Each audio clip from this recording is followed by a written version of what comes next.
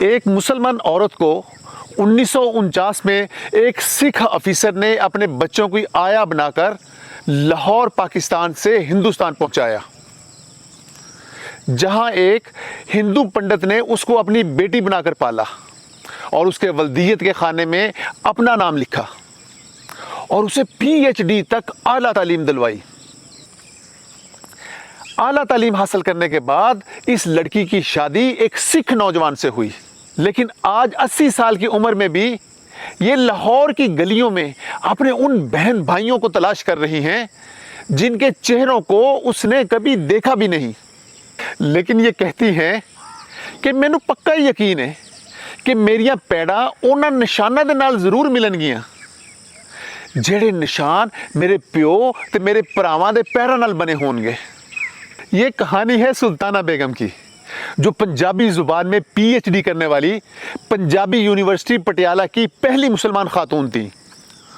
انہوں نے MA اردو کے ساتھ ساتھ اور بھی بہت ساری ڈگریاں حاصل کی، لیکن وہ ساری زندگی اپنے خاندان، شاید اپنی جڑوں کو تلاش کرتی رہی جو 1947 میں ایک لکیر نے ان سے جدا کر دی تھی۔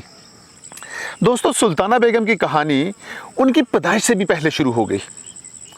1947 میں ان کے والد محمد صدیق مرزا، جنہیں بانا کے نام سے بھی جانا جاتا تھا، بہادر گڑھ میں رہتے تھے، جبکہ ان کی والدہ بشیرہ بی بی اپنے میکے پٹیالہ گئی ہوئی تھی۔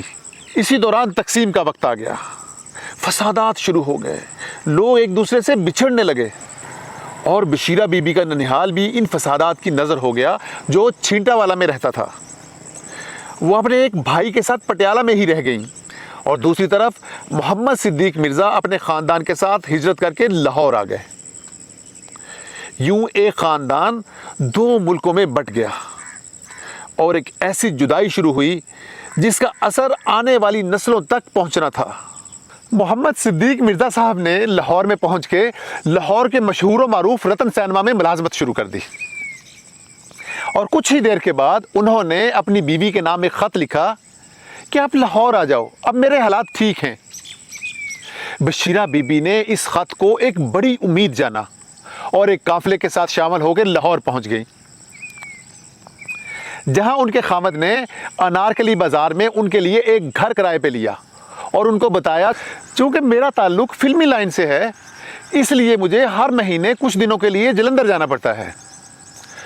آپ کو پیچھے تھوڑے دنوں کے لیے اکیلے رہنا پڑا کرے گا، لیکن فکر مند نہ ہو، یہاں کسی قسم کا کوئی ڈر نہیں، کوئی خوف نہیں۔ اور بشیرہ بی بی مطمئن ہو گئی، لیکن بعد میں کچھ عرصہ بعد ان کو پتہ چلا کہ محمد صدیق مرزا نے لاہور میں ایک اور شادی کی ہوئی ہے، اور اس طرح محمد صدیق مرزا صاحب کو اپنی دونوں بیویوں کو ایک ہی جگہ پہ رکھنا پڑا۔ اور قدرت کا عجیب فیصلہ دیکھیے، دونوں بیویاں امید سے تھیں، گھر کے حالات بگڑنے لگے، بات یہاں تک پہنچی کہ ایک بیوی کو طلاق دے دی جائے گی، لیکن بشیرہ بی بی نے کسی سے اپنا حق مانگنے کی بجائے ایک اور فیصلہ کر لیا۔ انہوں نے سوچا میں واپس پٹیالہ چلی جانی ہے، لیکن 1949 میں ایک مسلمان عورت کا پاکستان سے بھارت واپس جانا آسان نہیں تھا، تو پھر بشیرہ بی بی وہاں کیسے پہنچی؟ یہاں سے کہانی میں ایک ایسا کردار آتا ہے جس کا تعلق نہ ان کے مذہب سے تھا نہ ان کے خاندان سے۔ بشیرہ بی بی نے پنڈت چرنجی لال کو خط لکھا، جو ان کے والد صاحب کے دوست تھے، اور انہیں اپنی ساری صورتحال بتائی۔ پنڈت جی نے ان کی مدد کرنے کا فیصلہ کیا۔ انہوں نے اپنے ایک دوست سردار راجندر سنگھ سے رابطہ کیا، جو پاکستان میں انڈین ہائی کمیشن میں ایک اعلیٰ عہدے پر فائز تھے۔ سردار راجندر سنگھ نے ایک انتظام کیا، اور 1949 میں ایک حاملہ مسلمان عورت ایک سکھ خاندان کے بچوں کی آیا بن کر پاکستان سے بھارت چلی گئی۔ سوچئے، ایک عورت جس کا شوہر پاکستان میں رہ گیا، جس کا اپنا خاندان بکھر چکا تھا، اور جو خود بھی ایک نئے بچے کی ماں بننے والے تھی، وہ ایک نئے ملک میں داخل ہوئی، لیکن پٹیالہ پہنچ کر بھی اس کی آزمائش ختم نہیں ہوئی۔ بشیرہ بی بی اپنے بھائی کے پاس پہنچی۔ بھائی نے بہن کو دیکھا تو وہ بہت حیران ہوا۔ اس نے کہا، میں تمہیں اپنے پاس نہیں رکھ سکتا، حالات بہت خراب ہیں، میں خود یہاں اپنی شناخت چھپا کر ایک ہندو نام کے ساتھ رہ رہا ہوں، میرا اپنا گھر بھی مجھ سے چھن چکا ہے، اگر تم یہاں رہو گی تو تم بھی خطرے میں پڑ جاؤ گی۔ وہ دوبارہ پنڈت چرنجی لال صاحب کے پاس پہنچی، اور تب पंडित जी ने वो फैसला किया जिसने एक आने वाली बच्ची की पूरी ज़िंदगी बदल दी। उन्होंने बशीरा बीबी से कहा, मेरी कोई औलाद नहीं, तुम मेरी बेटी बनकर मेरे पास रह सकती हो। और फिर उन्होंने वादा किया कि जब तुम्हारी औलाद पैदा होगी उसके वालिद के खाने में मैं अपना नाम लिखूंगा। इस तरह उस बच्चे का मुस्तकबिल भी महफूज हो जाएगा। ये एक ऐसा वादा था जिसका ताल्लुक खून से नहीं था, सिर्फ इंसानियत से था। और कुछ अरसे के बाद एक बच्ची पैदा हुई जिसका नाम सुल्ताना रखा गया और उसके वल्दियत के खाने में चुरंजी लाल का नाम लिखा गया। सुल्ताना बेगम आज भी अपने वालिद साहब का नाम बड़े एहतराम से लेती हैं। वो कहती हैं कि चुरंजी लाल साहब मेरे वालिद साहब हैं, उन्होंने मुझे बेटी बना के रखा, मेरी सारी ज़रूरतें पूरी की, मुझे आला तालीम दिलाई और ज़िंदगी में मुझे आगे बढ़ने का मौका दिया। वो कहती हैं कि अगर चिरंजी लाल साहब मेरे साथ ना होते तो शायद मैं ज़िंदगी में इतनी कामयाब कभी ना होती। सुल्ताना ने पंजाबी यूनिवर्सिटी पटियाला से आला तालीम हासिल की। पहले पंजाबी में एमए किया, फिर पीएचडी की, एमए उर्दू किया और भी बहुत सारी डिग्रियां की। और फिर एक दिन उनकी मुलाकात पंजाबी यूनिवर्सिटी के थिएटर डिपार्टमेंट में एक सिख नौजवान सरदार अवतार सिंह राणा से हुई। उनसे बातें होती, गप्पें लगती, पता ही नहीं चला कि कब उसके साथ मोहब्बत के रिश्ते तय हो गए। दोनों ने शादी का फैसला किया, लेकिन तकदीर एक मर्तबा फिर मजहब की शक्ल में दरमियान में आके खड़ी हो गई। घर वालों ने इस शादी को मानने से इनकार कर दिया। उनका ख्याल था कि अगर ये शादी हुई तो हमारी बच्चियों के रिश्ते अच्छे घरों में नहीं हो सकेंगे। और उन्होंने एक शर्त रखी कि अगर तुमने शादी इस लड़की से करनी है तो तुम्हें ये घर छोड़ना पड़ेगा। सरदार अवतार सिंह राणा ने फौरन फैसला किया। उन्होंने कहा, मैं घर छोड़ रहा हूं लेकिन मैं सुल्ताना को नहीं छोड़ सकता। दोनों ने हालात का मुकाबला जवामर्दी से किया। चंडीगढ़ में 35 सेक्टर में एक मकान लिया। दोनों ने सरकारी मुलाजमतें की, अच्छा कमाया, हालात बेहतर हो गए। दोनों को घर वालों ने कबूल कर लिया। और खुदा का करना ऐसा हुआ दोस्तों कि उस घर की बच्चियों की शादियां अच्छे घरों में सिर्फ सुल्ताना बेगम की वजह से हुई। लोगों ने कहा कि जिस घर की बहू के इतने अच्छे संस्कार हैं तो उस घर की बेटियां भी लाजमी अच्छे संस्कार लिए होंगी। और यूं एक मुसलमान औरत ने सिर्फ एक सिख शख्स से शादी नहीं की, बल्कि वक्त के साथ मोहब्बत ने एक ख़ानदान के दिल भी बदल दिए। आज सुल्ताना बेगम की अपनी औलाद है, एक बेटा, 2 बेटियां। वो 8 किताबों की मुसन्नफ़ा हैं और अपनी ज़िंदगी में बहुत खुश हैं। अपने शौहर और बच्चों के साथ राज़ी हैं, लेकिन उनके दिल में एक ख्वाहिश आज भी ज़िंदा है, अपना ख़ानदान तलाश करने की ख्वाहिश।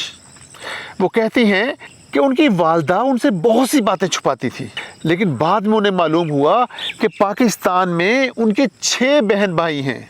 और शायद उसी वक्त उनके दिल में ये सवाल पैदा हुआ, वो लोग कहाँ हैं, मेरा ख़ानदान कहाँ है, मेरी जड़ें कहाँ हैं। 1990 में वो पहली मरतबा लाहौर आईं अपना ख़ानदान तलाश करने के लिए, अपने वालिद की तरफ के रिश्तेदारों को ढूंढने के लिए, लेकिन वो कामयाब ना हो सके।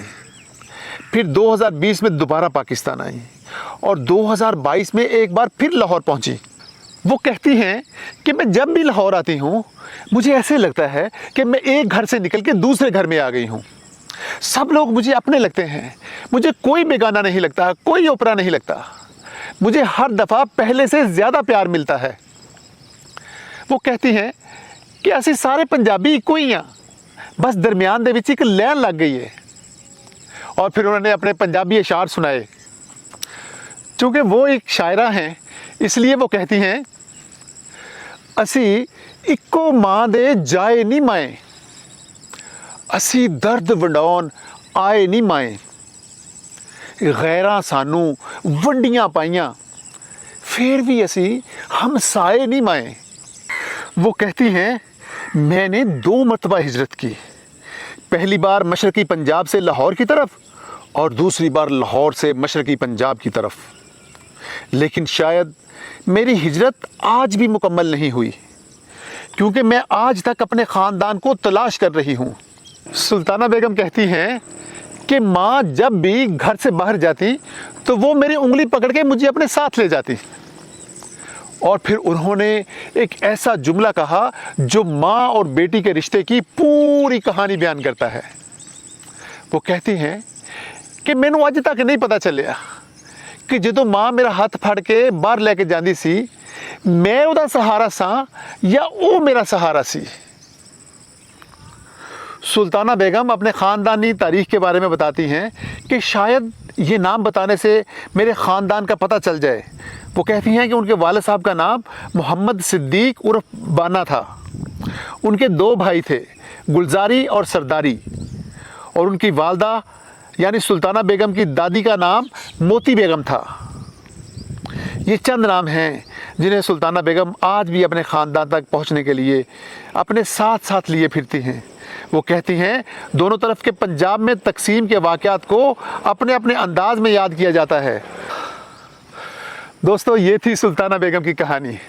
वो कहती हैं कि जब मैं ईस्ट पंजाब पटियाला में अपने घर में होती हूँ तो मुझे ये बात आम सुनने को मिलती है कि 47 में मुसलमानों ने सिखों और हिंदुओं को मारा, उनकी इमलाक को लूटा। और जब मैं बॉर्डर के इस पार लाहौर में आती हूँ तो ये प्रोपेगेंडा किया जाता है कि सिखों और हिंदुओं ने मुसलमानों को मारा, उनकी इमलाक को लूटा। हालांकि दोस्तों, लूटने वाले का कोई मजहब नहीं होता, डाकू का कोई धर्म नहीं होता, दहशतगर्द का कोई ईमान नहीं होता। दोस्तों, ये थी आज की कहानी। उम्मीद है आपको पसंद आई होगी। अगर आपने इस कहानी से कोई सबक सीखा है तो बराए मेहरबानी इस कहानी को लाइक कीजिए, इसको शेयर कीजिए, इस कहानी के ऊपर कमेंट्स कीजिए, उसमें अपनी अपनी कहानियाँ सुनाइए कि आपके आबाओ अजदाद ने 1947 में कौन कौन सी तकलीफ़ें सही, उनको कौन कौन सी मुश्किलात से गुज़रना पड़ा। इजाज़त दीजिए। खुदा हाफिज़।